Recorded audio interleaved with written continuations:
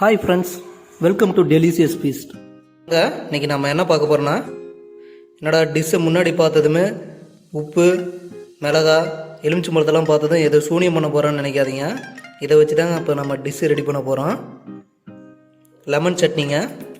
தேவையான பொருட்கள்: உளுந்து பார்த்திங்கன்னா ஒரு 2 ஸ்பூனு, கடலைப்பருப்பு 1 ஸ்பூனு, உப்பு கல்லுப்பு தேவையான அளவு, வரமிளகா 10 நம்பரு, எலுமிச்சம்பழம் 2 நம்பரு,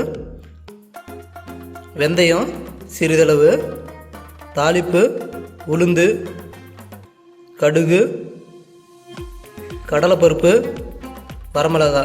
வாங்க எப்படி லெமன் சட்னி ரெடி பண்ணுறதுன்னு பார்க்கலாங்க. இப்போ நாங்கள் எடுத்துருக்கிற அளவு பார்த்திங்கன்னா 2 பேருக்கான அளவு. நீங்கள் தேவைக்கு தகுந்தப்போல் எடுத்துக்கோங்க. வீடியோவை ஸ்கிப் பண்ணாமல் பாருங்கள். நம்ம சேனலை ஃபஸ்ட் டைம் பார்க்குறவங்களா இருந்தால் லைக் பண்ணுங்கள், சப்ஸ்கிரைப் பண்ணுங்கள், பெல் பட்டனை கிளிக் பண்ணுங்கள். அப்போ தான் நம்ம போடுற வீடியோ நோட்டிஃபிகேஷனாக வருங்க. வாங்க எப்படி லெமன் சட்னி ரெடி பண்ணுறதுன்னு பார்க்கலாம். பாத்திரத்தை அடுப்பில் வச்சுக்கலாங்க. பாத்திரம் சூடானதும் 3 ஸ்பூனு நல்லெண்ணெய் சேர்த்துக்கலாங்க. பாருங்கள், எண்ணெய் காஞ்சதும் நம்ம எடுத்து வச்சுருக்கிற வெந்தயத்தை சேர்த்துக்கலாங்க.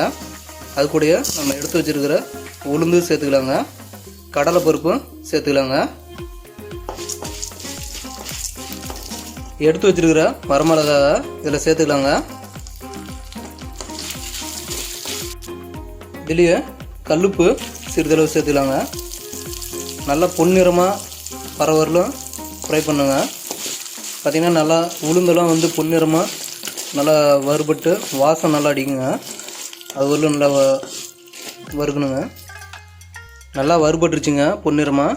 ஆஃப் பண்ணி வச்சிடலாங்க. ஒரு 2 மினிட்ஸ் ஆட்டுங்க. அதுக்குள்ளே நம்ம எடுத்து வச்சுருக்கிற லெமனை புளிஞ்சி சாறு எடுத்துக்கலாங்க. பாருங்கள், நம்ம வறுத்து வச்சது நல்லா ஆறிடுச்சு. மிக்ஸி ஜாரில் மாற்றி அரைச்சிக்கலாங்க. ரொம்ப நைஸாக அரைக்க வேணாங்க, கொஞ்சம் கொரகொரப்பாக அரைச்சிக்கோங்க. பாருங்கள், இந்த மாதிரி கொரகொரப்பாக அரைச்சி எடுத்தாச்சுங்க. இது கூடயே நம்ம சாறு புளிஞ்சு வச்சுருக்கிற 2 லெமன், அந்த சாறை வந்து இது கூட சேர்த்துக்கலாங்க. விதையை நீக்கிடணும், விதை இல்லாமல் வெறும் சாறு மட்டும் சேர்த்திக்கணுங்க. சேர்த்து மிக்சியில் ஒரு ஓட்டு ஓட்டிக்கலாங்க.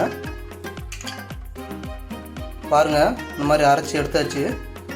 அதாவது ரொம்ப புளிப்பாக இருக்குதுன்னு நினைக்கிறவங்க லைட்டாக கொஞ்சம் கூட தண்ணி சேர்த்துக்கோங்க. நாங்கள் தண்ணி அதிகம் சேர்த்திக்கல. இதுக்கு ஒரு தாளிப்பு ஒன்று கொடுத்துடலாங்க. வாங்க, ஆல்ரெடி நம்ம வறுத்த பாத்திரத்தையே ஒரு 2 ஸ்பூன் எண்ணெய் சேர்த்துக்கலாங்க. பாருங்கள், எண்ணெய் காஞ்சிடுச்சு. நம்ம எடுத்து வச்சுருக்கிற கடுகு, உளுந்து பருப்பு, கடலை பருப்பை சேர்த்துக்கலாங்க.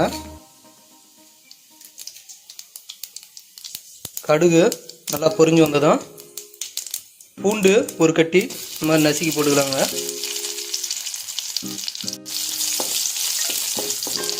பூண்டு நல்லா பொரிஞ்சு வந்ததும் கருவேப்பிலையும் 2 வரமிளகாவும் சேர்த்துக்கலாங்க.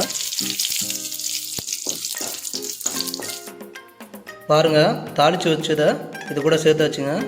அவ்வளோதாங்க, கமகமனு சட்னி ரெடிங்க. வீட்டில் எதுவுமே இல்லைன்னு நினைக்கிறீங்களா? 2 லெமன் மட்டும் இருந்தால் போதுங்க. ஈஸியாக சிம்பிளாக ஒரு சட்னி ரெடி பண்ணிடலாங்க. சுட சுட இட்லி தோசையோடு வச்சு சாப்பிட்டு பாருங்கள், சூப்பராக இருங்க. Thank you friends. அடுத்த வீடியோவில் சந்திக்கலாம்.